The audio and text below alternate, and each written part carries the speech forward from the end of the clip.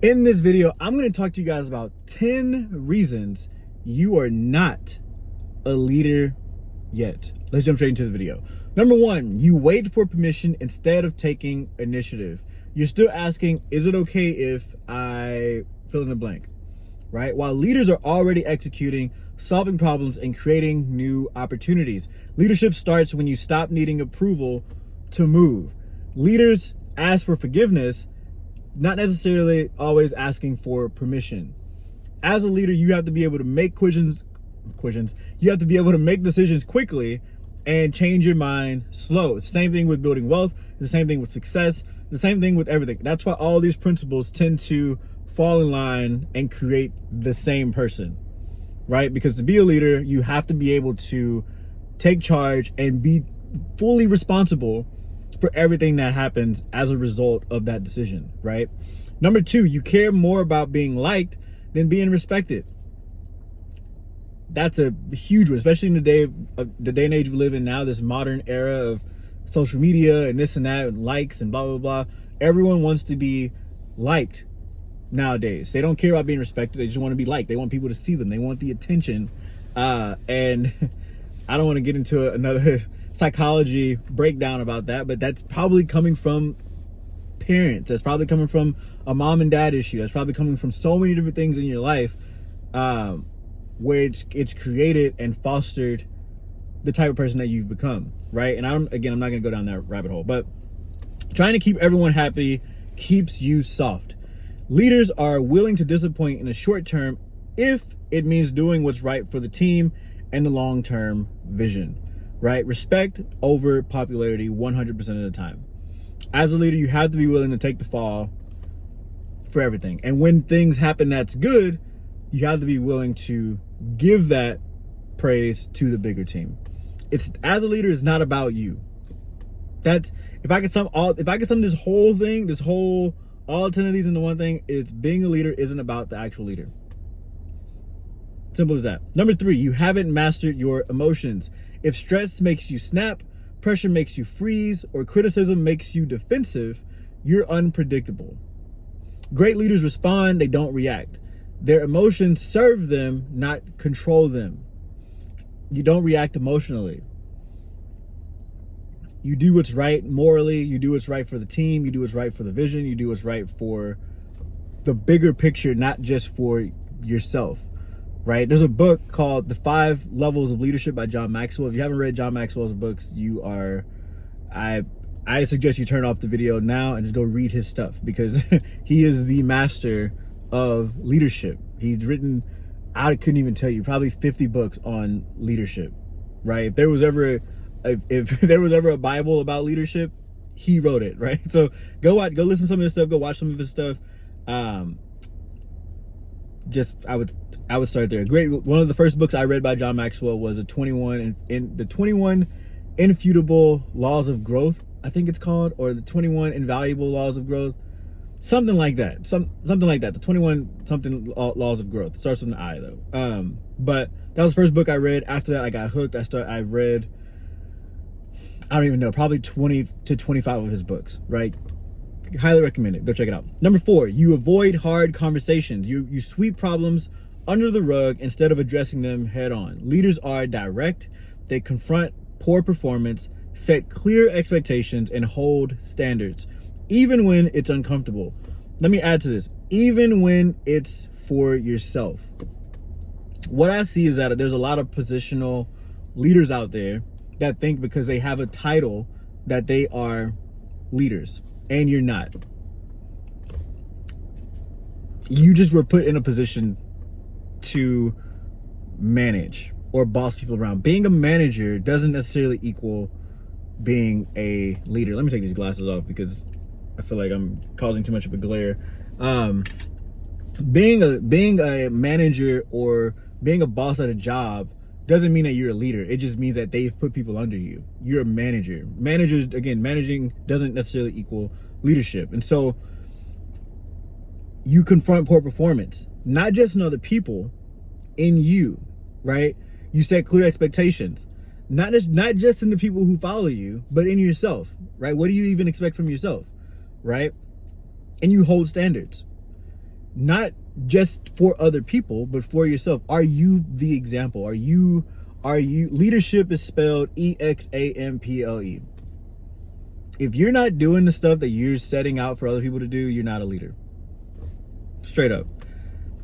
Number 5, you don't consistently outwork everyone. Leadership isn't a title. It's demonstrated through your effort. Leaders are the first in, the last out, and always operating at a high standard. If you're coasting, you're not leading. Again, leadership is spelled EXAMPLE. You have to be doing the stuff that you're wanting everyone else to do. Don't ever ask someone to do something that you're not willing to do as a leader. Number 6, you lack a clear, compelling vision. People follow clarity. If you can't clearly articulate where you're going and why it matters, you'll struggle to gain followers, inspire loyalty, or keep momentum. Number 7, you crumble when criticized. Feedback feels personal to you, so you either get emotional or retreat. Leaders see criticism as data, using it to sharpen their performance, grow thicker skin, and become more effective. Number 7 is huge because, again, we live in a positional leadership era where there's more positional leaders than there are actual leaders. And because they are positional leaders, they don't understand being the example. They don't understand why they need to outwork everybody else. They don't understand why they get criticized. They think that being a leader is, I give all the rules, I'm the king. A lot of people confuse leadership with kingship or dictatorship or communism. And that's not what it is. By no means. A leader is someone who not only is willing to tell everyone where they need to go and what they need to do, but they're willing to do all the stuff that they're saying first, not last, not like a in case I have to. No, they're willing to do it first before everybody else, before they even give the charge. They're willing to go out there and put it all on the line. That's a leader. If you're not willing to do that, you shouldn't be in leadership. I hate to say it. And so when you get criticized, how are you responding? And not necessarily criticism from your superiors or your higher ups, but from the people who follow you. Are you willing to eat the crap or to get criticism from the people that actually follow you on how to lead them better?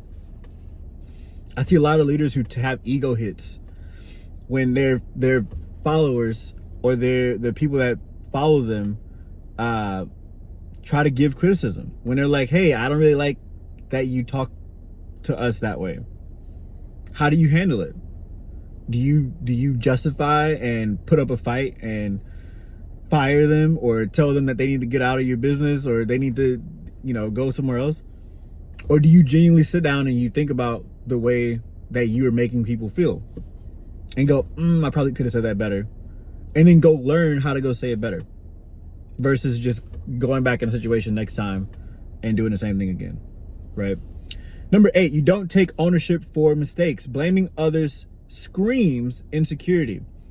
Leaders take full responsibility even when it's not entirely their fault, because ownership earns trust and trust earns influence. I just kind of talked about this in some of the last ones, so I'm not going to go too much into that.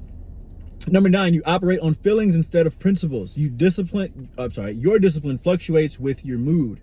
Leaders operate from standards, not emotions. Rain or shine, they show up, decide, and execute, driven by conviction, not convenience. Your discipline shouldn't fluctuate with your mood. If your discipline fluctuates, it's not discipline. Because discipline is doing what you want to. Discipline is doing what you don't want to do. Discipline is doing what you know you should do even when you don't want to do it. That's so hard to say. I don't know why that's hard to say, but whatever. So if your discipline is fluctuated by your mood, isn't that not discipline?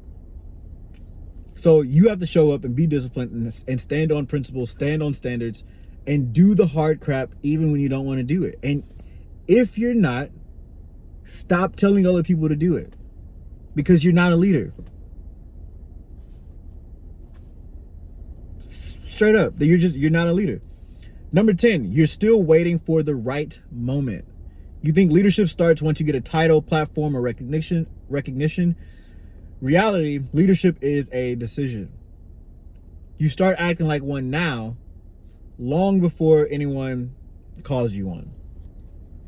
If you can't lead yourself, you can't lead other people.